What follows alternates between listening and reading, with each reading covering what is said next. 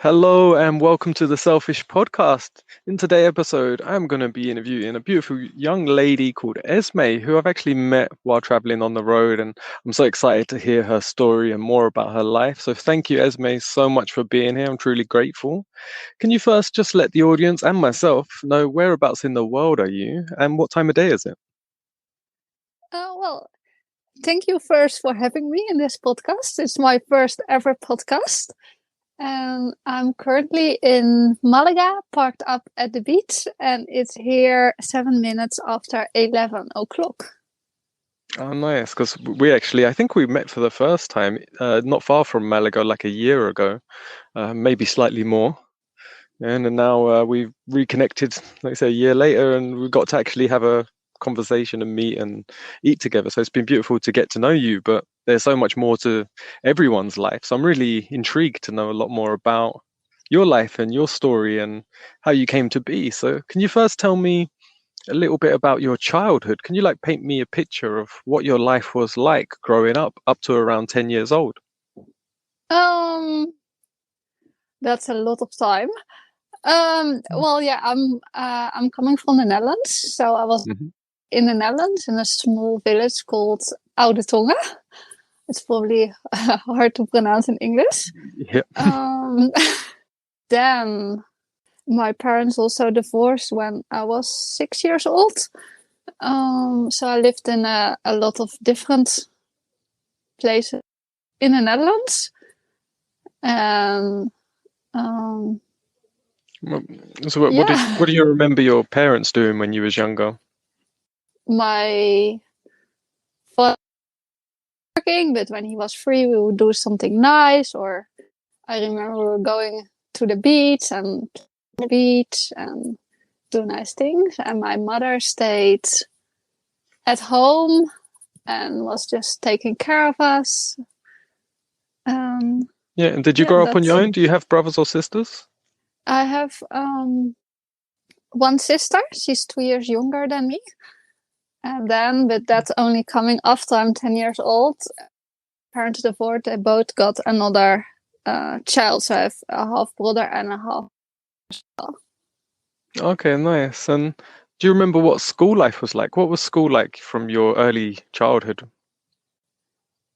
Um, I never really liked school because you had to sit in the class and listen, playing with them, talking with them, and uh, Yeah, nice. And do you remember like the first ambition or dream? The first thing like when you was really young and you're like, "Oh, I really want to do this or be this." Do you remember what it was? well, I think I have a couple of things that I remember. I wanted to become a princess, Yeah. and later I wanted to become. I don't know how you, but when children get born, you get some help at home to take care of the child. So I wanted to do that because I liked babies. Yeah, But in then, the UK we call it a midwife, is the I yeah, think the right term. as soon as I figured out you also had to do the household, clean the floor, I ambition, and Yeah. and then I think I did not really have very specific I wanted to be. I just wanted to enjoy my life. Oh, nice. And what comes to mind first when I ask what was your earliest struggle in life that you remember? Um, I would say, well, my parents divorced. It's obviously hard to like not having both of your parents, and like they lived far away. I didn't see my father so often, so that very nice. Yeah, and I hear a lot with a lot because I'm also a child of divorce around the same age. I think I was about five. And in England, it's like I think more than 50% of married people get divorced. How is it in the Netherlands? Is it similar? Is it common? Did you have friends that were divorced, or were you like the only child of a with a family that's divorced? I would say in the time my parents divorced, it wasn't so. Well, it was more normal, but not that normal. I didn't have at that time any friends who experienced the same. But Mm. over the years, like more and more parents or couples make that decision. So right now I would say it's way more common, and I think it's maybe also half Yeah, the yeah, it's parents definitely that continuously divorce. going up. And how did that make you feel when you was in school, knowing that's happened and your parents? Did you think it was your fault? Did you tell your friends? Did you talk about it, or was it something you kept to yourself? Oh, I didn't think it was my fault. Um, I told it in school when it happened, but I did not really speak a lot about it with friends or with whoever. So I kept it more myself. Like everyone knew, but it was not something I would like talk all the time about. Yeah. Okay. How do you feel now, today, a few years later, that that's impacted your life? How do you think it's gifted you in your life now? Mm, I don't think it really gifted me. I think in the end, from any experience, you can benefit, and it gives you some like not so nice things. I think it makes me very independent, and I think also wise to experience something so young. Like you're not so much child anymore after it. Yeah. Yeah, I think Um, definitely when something traumatic happens like that, it makes you just have a different state of awareness when you're a child. You're looking at things differently because something, especially something so personal in your sort of home, in your foundation, is shooken up. yeah. Because, like I say, So when you're a child, you don't know any better. It's just, it no. happens and it doesn't make any sense.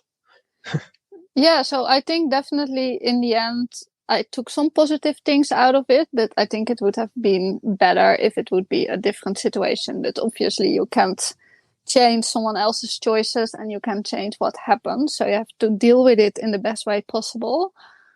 Um, Yeah, and that's what, because you might not have heard a lot of my podcasts or know a lot of my story, but a big part of what I share on YouTube and what I share on my podcasts is how, for me, because I had lots of really bad traumas from a young age that continuously kept happening, um, it wasn't till my later 20s when I realized that I can't change time by keep thinking about how much better it would be if things went differently.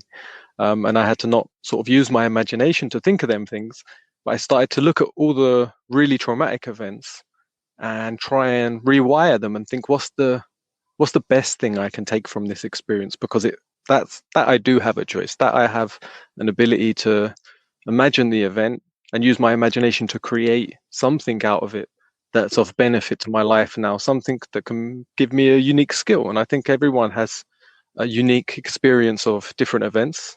So they're able then to build unique different tools.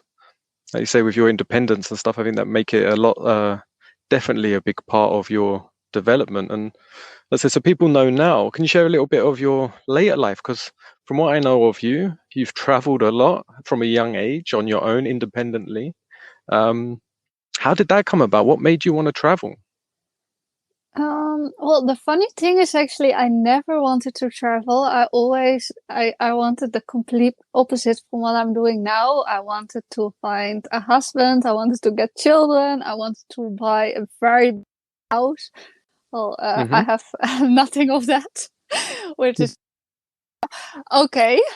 But I always like to really follow my heart and follow what I want to do in that moment because things can change and it's okay to change and have ambitions. I think it started when high school I didn't succeed the last Hmm. year, and after that I decided to Curacao in the Caribbean. If you can also get your exams for high school over there. Okay. And yeah, I just wanted to do something cool, so I decided to do that very randomly. And it was the first really something of the world. I moved to the other side of the world, and it was very warm as well. Really, really loved it. But after 1.5 years later, the Netherlands, I started studying, and I really didn't like that all. So eventually, I made the choice to go on a little backpack trip. I just missed it, and I missed the spontaneous people. So I thought, why not go backpacking? Yeah, why not? So what age was you when you went to the Caribbean?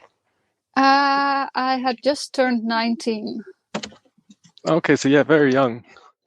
And why the Caribbean? How did that work? Why that choice? I know you said you could get school there, Uh, but it sounds like such a dramatic change. Like I never met anyone, say, when I was the age that suddenly went that far from the UK to try something different. Like how did that even come up as an idea? I failed mainly because of the languages. I failed on history. History, English, and French, and you can only fail on 2 subjects, not 3.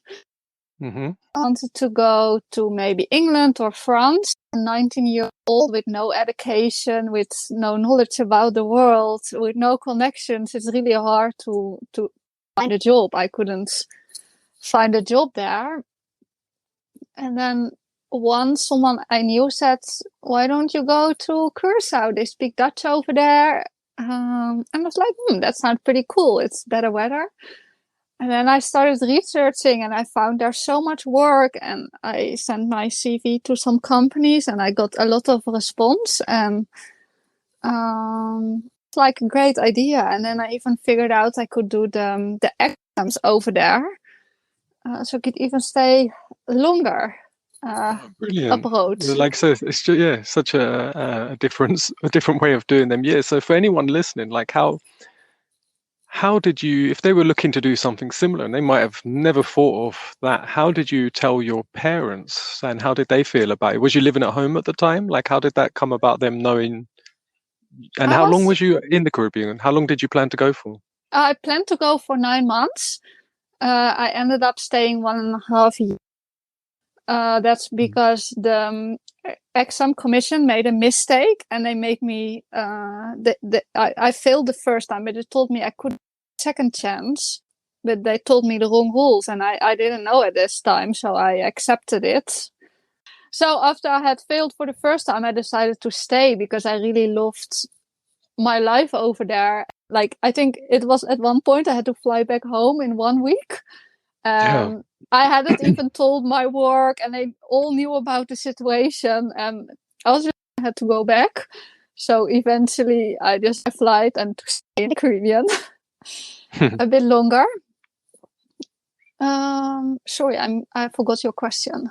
Yeah, and just how was how was your parents with you telling them you're going for 9 months? And was you living at Uh, home at the time? Like, was it yeah, going straight from home to then? I was living at home at that time. For me, the thing was I already didn't really like schools, and I also like to achieve something new every year. So for me, going to school while all my friends had left and going to study and were very busy with that, and then for me going as the only person in 1 year to the same school seemed like not enough of new experience for the next year. Hmm. And the funny thing was I had a about Curacao with my father, and then a friend when she offered to go to the Caribbean.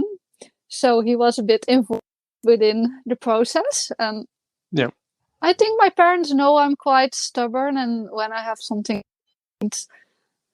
I do it, and I can do just crazy things. Yeah. So, um, Yeah. And how did you obviously, notice the difference between your mother and father? Because for me personally, I imagine as well, like, and not in a sexist way, yet someone might see it that way. But if I had a son and a daughter, that I'm always going to be that little bit like extra protective over the daughter, especially if she was traveling and going so places so young. I thought, was there a difference? Did you notice in your father and your mother and how they felt about you going? we were both a bit worried, but they also knew I would go anyway. Yes, So they also rather than fight supported you, it. just support you. Yeah, yeah, I think that was I the better option, and they choose it. Yeah, I apologize if you can hear. Can you hear all the bells? Yeah, I hear. There is about, I don't know, 500 goats, sheep just come past me. I'm sitting outside by a small river at the moment, and they've all come down for a drink. So you might hear some shouting from the shepherd. No problem. I like the background noise. Yeah. Yeah, so we was just talking about you being in the Caribbean and how that was, and so you travelled out there completely on your own, or did you say your friend went with you? Went completely alone. I didn't know anyone on the island. Yeah, so you went out there, you done that, and how long do you reckon it took from when you first got there for you going, I made the right choice, like this is going to be good? Because there must have been a little bit of like excitement and also sort of hesitation.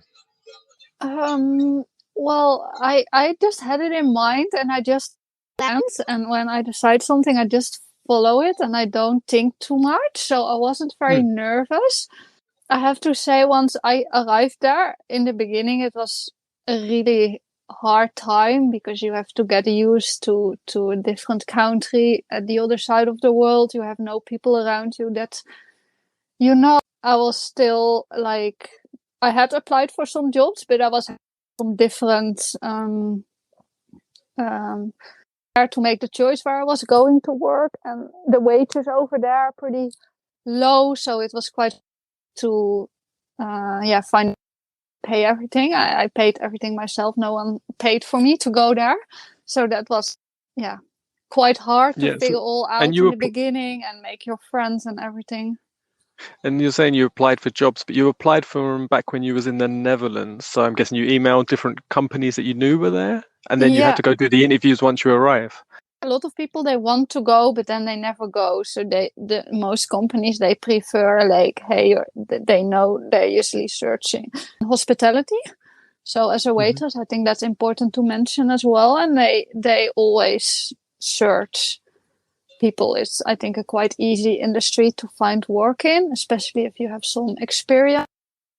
Yeah. So they just told me, once you're there, just send the email and have a conversation, because then they know I actually made it there, and they don't waste time on people that want to go but never come. Yeah, no, that makes sense. And so you went there. Did you have to rent? Did you have to look for somewhere to rent, or was it on the school premises? How did your living accommodation work with school? The exam is something yourself. You're only getting your to the exam, so it's okay. Yeah. I also had to find my own place to rent. I rented a room in a big house with a lot of people who did internships there. So there were about 40 people in the villa. It's a lot of people. Yeah. And where were they from? What was the majority? Are they mostly from Europe or America or? Dutch. All Dutch people. A lot of Dutch people like to go to Curaçao. Yeah, and you said that's also one of the languages that the people that live there speak. Yeah, so they speak Dutch and they speak Papiamento, which is their local language, and then kind of the second language is Dutch, and then they speak or Spanish or English. Okay, nice. Yeah, and then you were saying, because we went through so many places right at the beginning in the first sort of minutes where you said you traveled, then you backpacked to Europe. So just so I can keep track of your timeline. So you went from there, you finished there, and you stayed there for a year and a half, and then you went from there back to Netherlands, and then backpacking? No, I tried to live a normal life, study, which I really hated. It made me really unhappy, and I asked myself, why are you doing this? And I told myself, I'm only doing this for my parents, but not for myself. So I quit. I realized that, because in the end, I live life for myself. And what was you studying? I did 2 studies at the same time. I studied facility management and business administration. And I found it really nice to get knowledge about those subjects, but I really didn't like to go to school. How much longer would it have been till you finished it? Was it a 4-year course?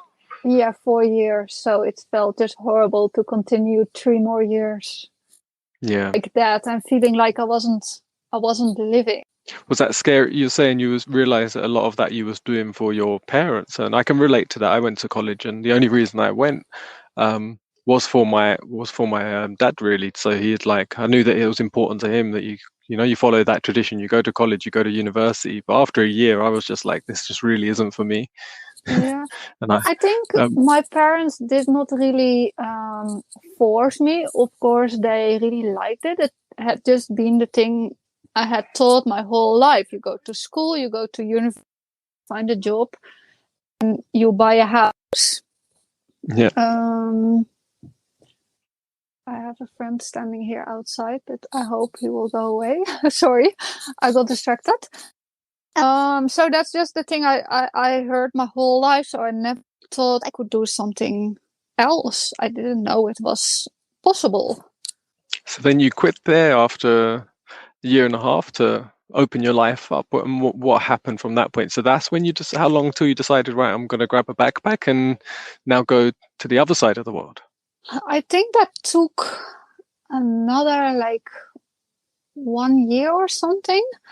After I quit school, I started working as a freelancer in hospitality.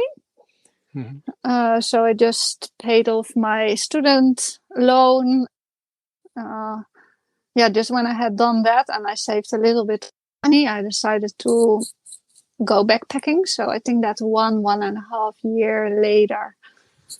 Okay, and and like you said, so that you managed to clear all your debts and save a bit so you could sort of travel stress free. Well, I was also not travel because actually that idea popped up in my mind just a week before I jumped in the plane to Vietnam. So what hit you a week before that you suddenly went Vietnam? That's where I'm going. I just really it was winter and it was just cold and dark and I missed the sun and to do something with friends. They were like, oh, maybe next week somewhere. And when I was living in Curacao, they were like, oh, let's go this afternoon to the beach. It wasn't spontaneous, and I really loved spontaneous. Yeah. Okay. Yeah, that's really nice. Yeah, very interesting to hear. I definitely agree with the sort of how people organize their social events at the moment. Like I noticed it changed. Like when you're a child, you just ring your friend, I don't know, Saturday morning when you got school and you're just like, let's meet up. You don't say like plan what you're gonna do, where you're gonna do it, schedule the exact time and have all these sort of set things. You just meet and you find something to do. You know, Yeah, you're yeah. happy with each other's presence and you'll find something, even if it's just sitting on a bench or sitting on a wall. Um, Whereas then as we get older, I noticed friends and people like, oh, we'll meet you on Friday at this time, and it's like, and what we're gonna do? I found it horrible. Yeah. So how long was? So you planned?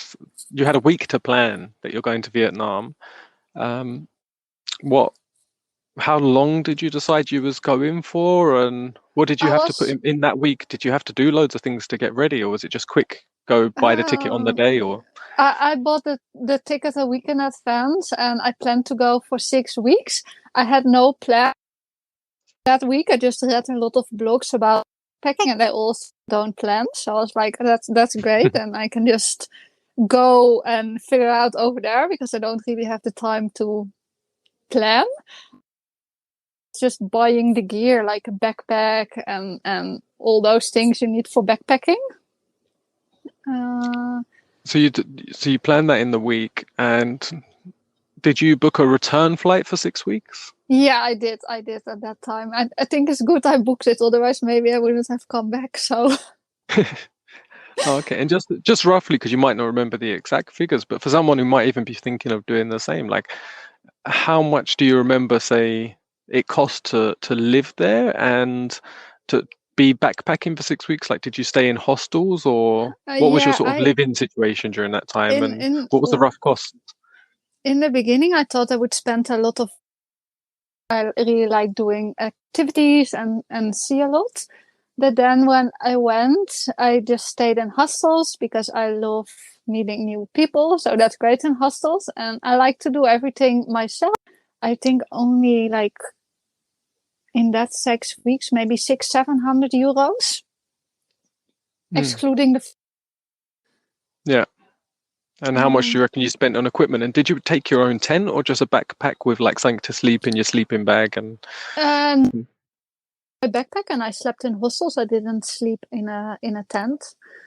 You just carry what's the sort of gear that you need to take if you're going backpacking? I imagine a sleeping bag and a few Well, changes of clothes. change of clothes. I got like a special travel small, like a headlight.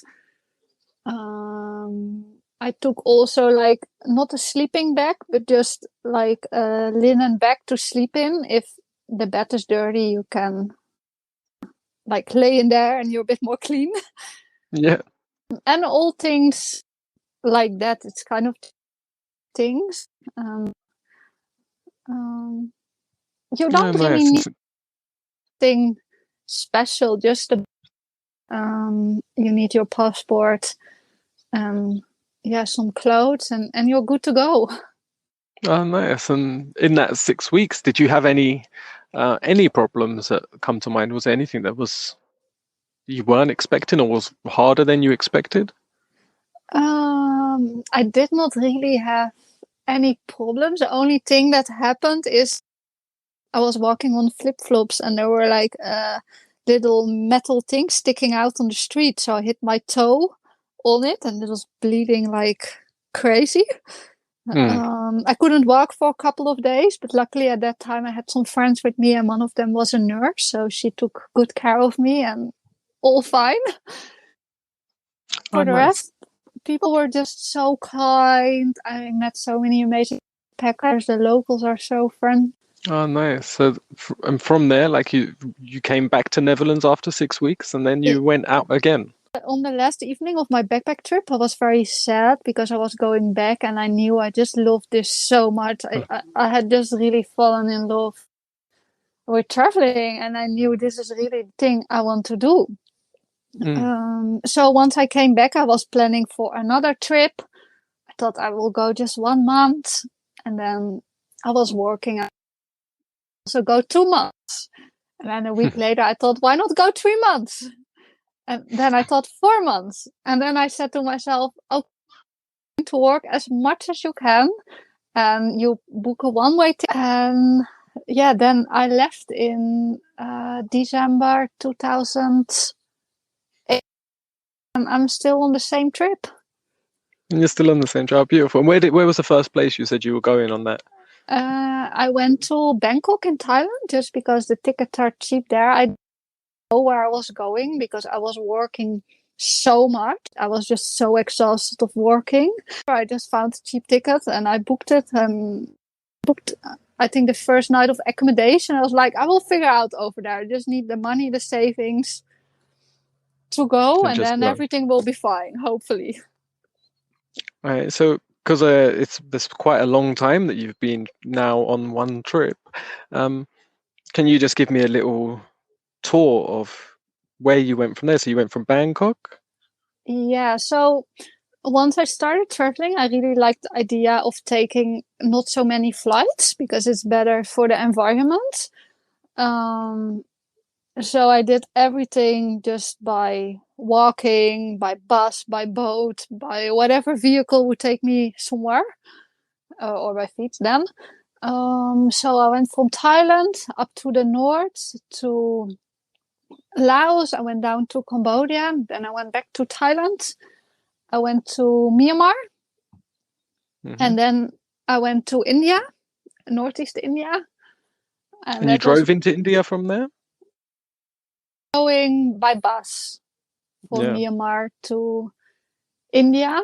And that was also like Northeast India is very off the beaten track. Not many people travel there. At that time, it was even opened months for foreigners. So it was really, I think, one of the most interesting experiences while traveling because before Southeast Asia, so many other backpackers and it's all easy. But then Yeah. I had to manage everything on my own. There were no hostels anymore. There were even places with no hotels, and I had to sleep somewhere. So that was really amazing. And after from there on, I got a bit stuck because I couldn't get a visa. The option I had is going to India, but it was possible to get the visa. So I decided Mm. to fly back to the Netherlands, say hi to my family, and figure out what's the next step. And Yeah. that's when I bought my camper Lima. Oh, nice. And then you decided you're gonna have a slightly bigger backpack and it's got four wheels, so you can Yeah, take yourself so places. missing with backpacking is carrying some more clothes. And I was missing to cook my own food and eat really healthy. So in a camper, you can all provide that. Yeah, and you don't have to travel back to your hotel or to your hostel. Yeah, Yeah, and what's your plans now? Now you've been in the van traveling Europe, have you got plans to drive really far, or are you just staying in Europe? Do you have a plan, or it's just as see how it goes, how you sort of been living already? I Just don't really have a plan. I would really love to go far, but with COVID, it's all a bit complicated. So that yeah. plan is just postponed for the time everything is free again. Um, But, yeah, so speaking of COVID, how has that impacted now your travels and life in the last 2 years? Like, has it changed your life internally, but also externally? How's it affected travel? I would say it impacted it a lot because it's not so free anymore to travel. It's really restricted and there are so many rules. So that made me not travel so far as what I would have otherwise done. But at the same time, it really made me able to explore a lot of things in a small area. Yeah, And also, once you cannot travel so far away, you kind of have more focus on yourself because there's less nice things in the outside world. And the only thing you is yourself. yeah, yeah. And have you And found that being a pleasant experience to get to know yourself deeper? um, say yes, yeah. Just the thing I didn't like is not being able to travel so far, but that's kind of separated from self more. So yeah, it's Yeah, always good to know yourself more. yeah, and just spending that time. And like you said, if you've been traveling so much and moving, like so much stimulation externally, and then you've gone to the opposite of like you're still traveling, but like you said, with that restriction. So I Yeah, imagine you're reflecting so much over your travels and the places and the people and everything that you've seen. and especially in the lockdowns, you cannot go anywhere, so you're just yourself in a tiny little space. So the only thing you can do is think, basically. What Um, what have you found in this time? Have you found any particular task or action or thoughts that help you stay balanced if you're feeling like it's a bit stressful? um, Do you have a I go-to activity, something you do to break stress if you're because from what I know of you, you're such a happy, joyful person. But everybody gets a bit of pressure now and then. Do you have a way of yeah. keeping yourself joyful? Well, I always like to just feel my emotions. So if I feel sad, I kind of like to just feel sad because it's an emotion I have and it has to go out. So I always like to feel the emotions I have immediately. I mean, Hmm. it's not nice to be sad, but better be sad in the moment you're sad than putting the feeling away and it's still there. It always wants to um, come up. Yeah. So yeah, it's basically just feeling how I feel in the moment. That emotion, I'm just happy again because in the end, I'm a happy person and I'm excited to explore the Yeah, nice. I world. think. And so yeah, I think the most I do is just feel my emotions and accept they are there and welcome them. And after they have been welcomed, they move away.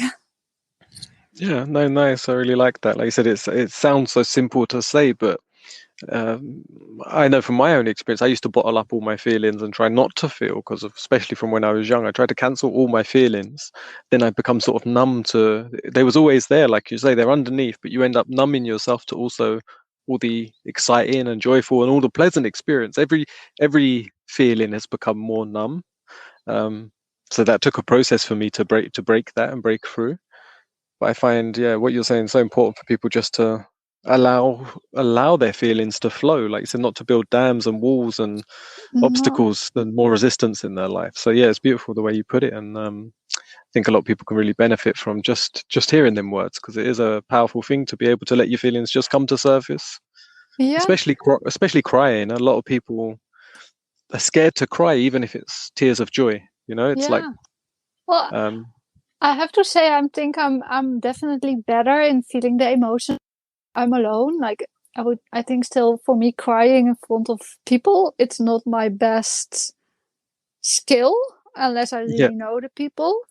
But when I'm alone, I'm definitely good in feeling whatever I feel and show it. Yeah, and like I say, you get in a lot of alone time, I guess now, especially being in a van.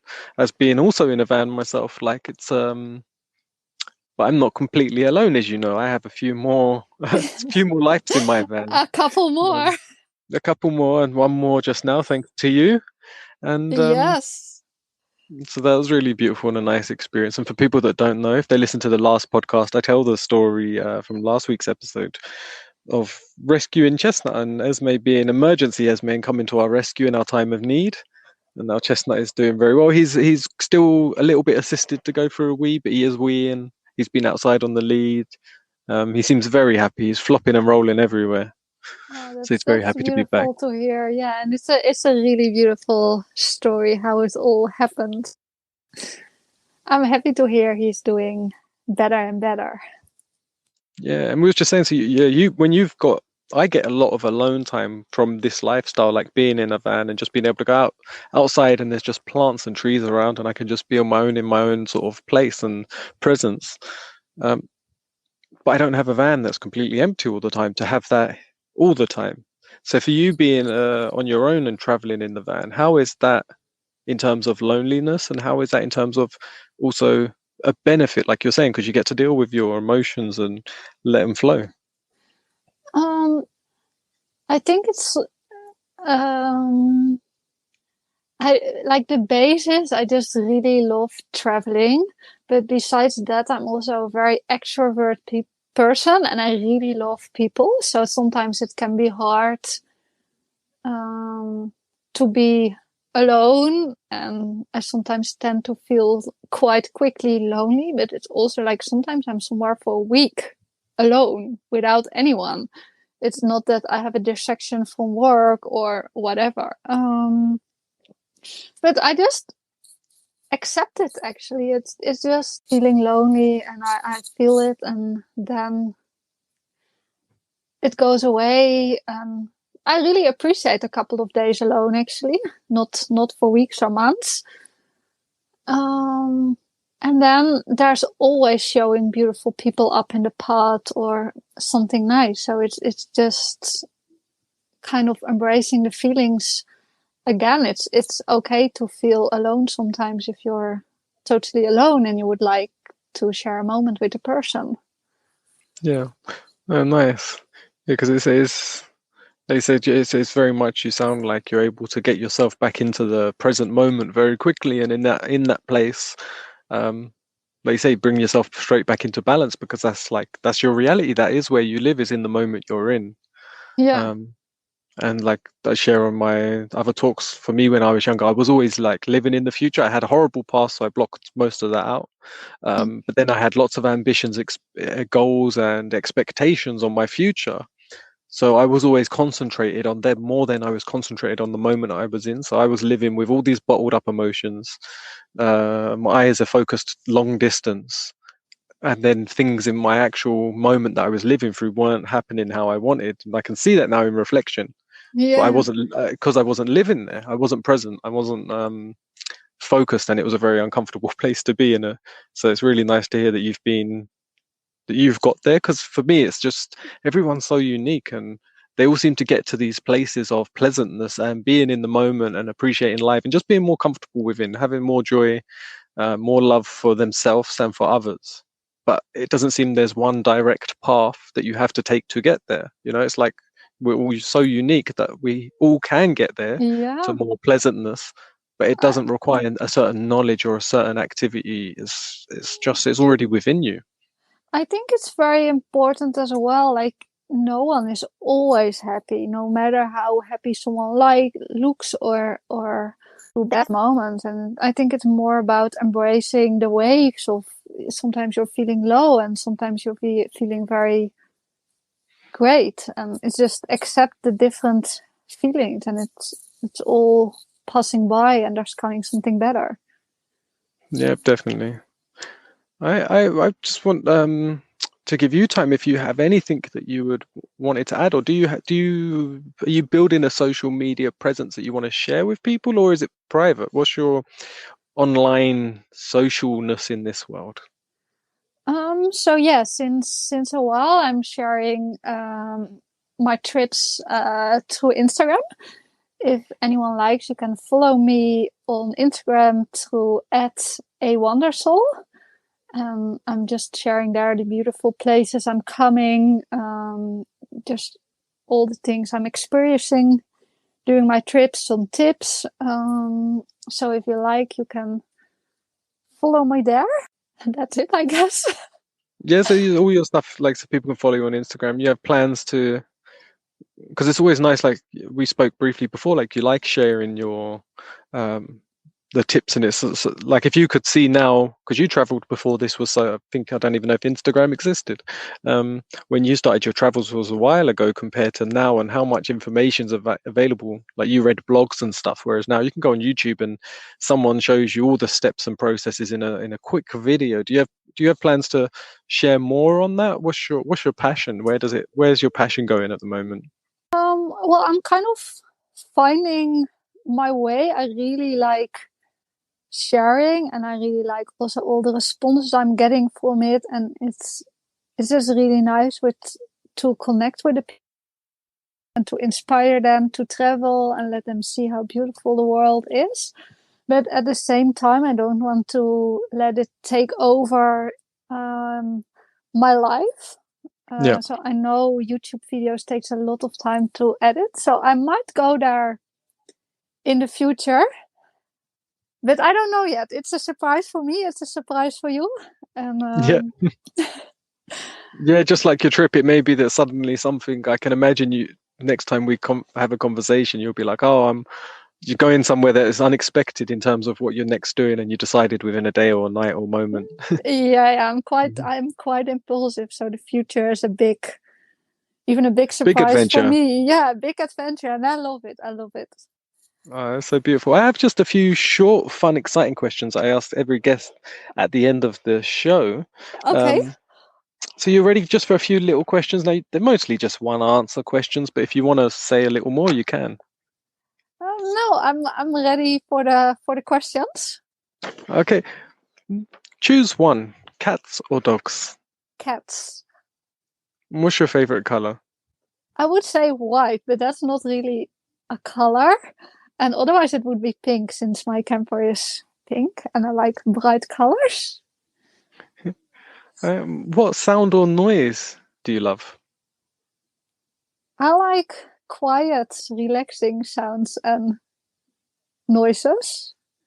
And what sound or noise do you not like? What really gets to you? Is there one particular noise? Um, well, I hate snoring or just sounds that come back all the time that are not nice, like a highway, or I don't like shouting. Just the stressed out noises, I don't like them. What excites you? Oh, I think that one is very obviously it's traveling, and it's also people, meeting new cultures. And what turns you off? What does the opposite? Oh, I have to name one, right? Yeah, you can name two if you want. I think there are many things. What first came to mind? I think boredom, like not being able to go somewhere. It's I almost think the yeah, opposite.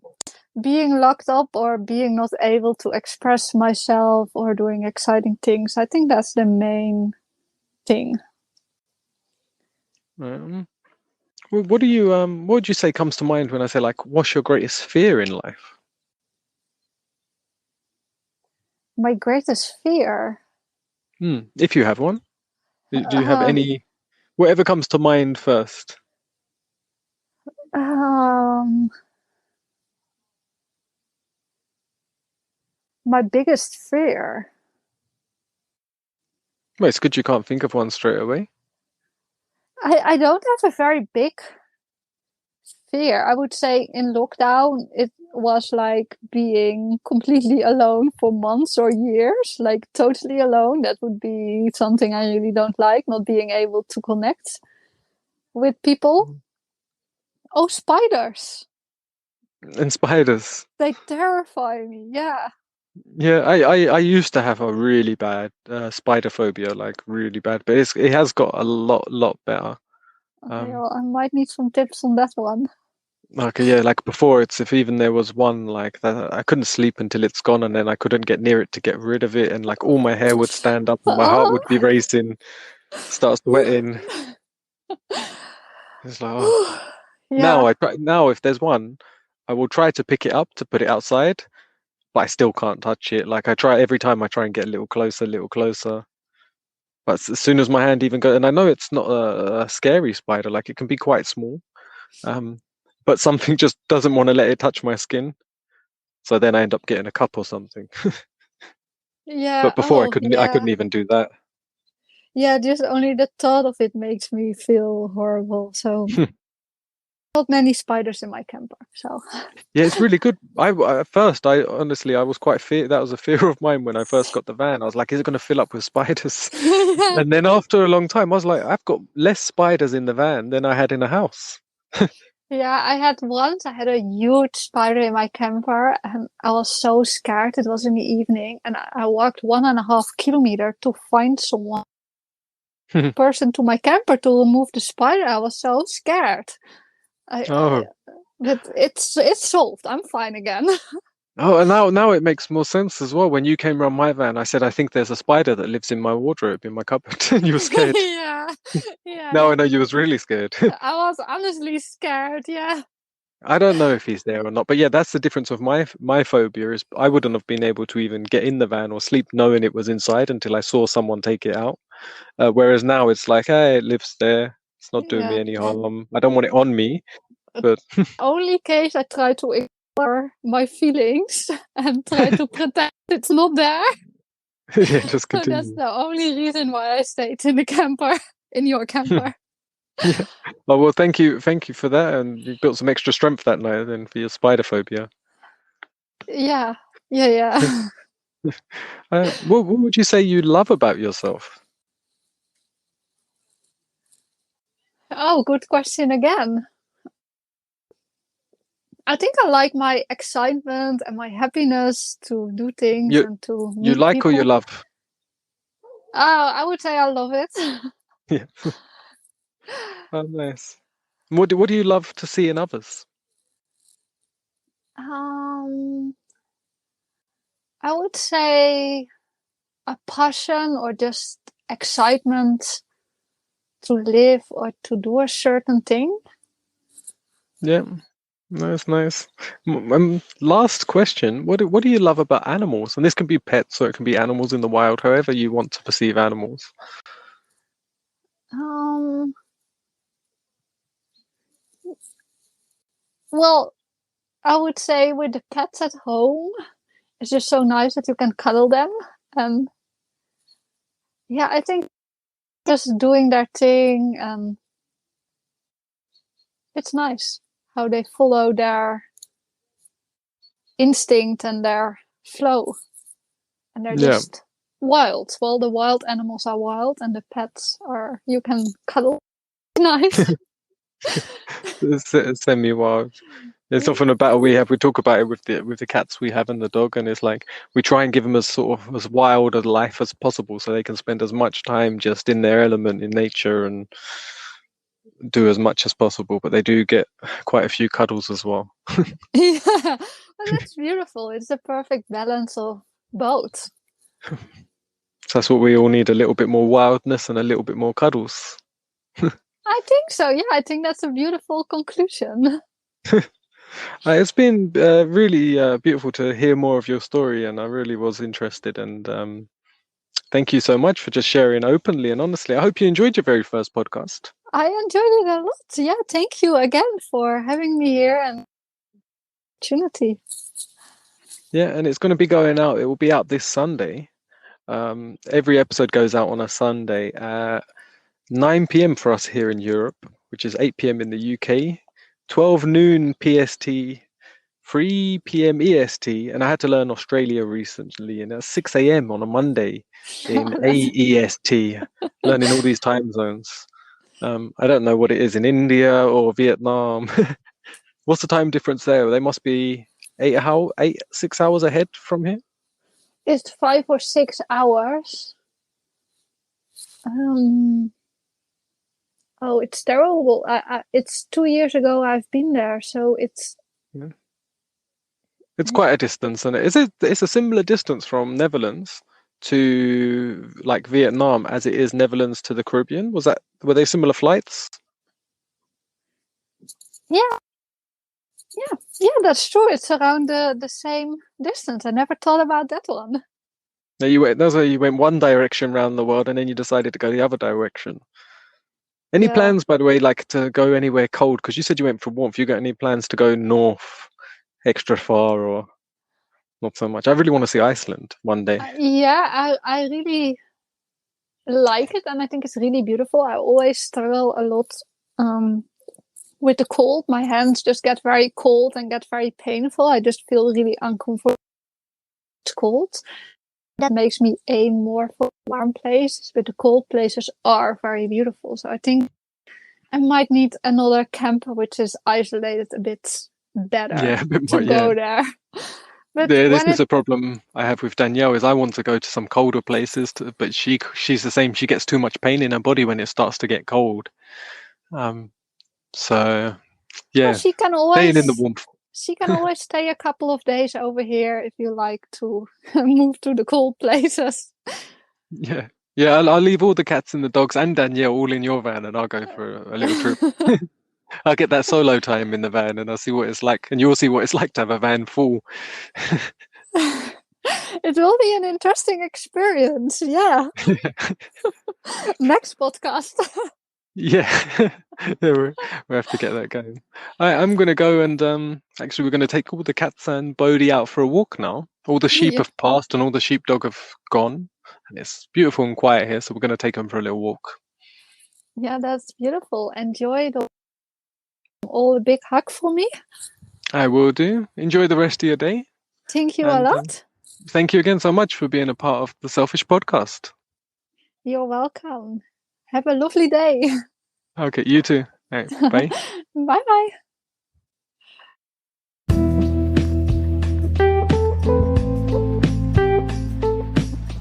Thank you so much for being here and listening to the Selfish Podcast. I'm your host, Luke Greenheart, and I appreciate you being here. Don't forget to check out my YouTube channel. Just search Luke Greenheart on YouTube. You'll find me. Check out my website, lukegreenheart.com. Have an amazing day. And stay tuned for more episodes. I'll be interviewing guests on their path of self-development, their paths to self, getting to know them in much more intimacy, much more depth, sharing and connecting with all so we can have a much more blissful, joyful and productive life together. All right, much love. Have a great day.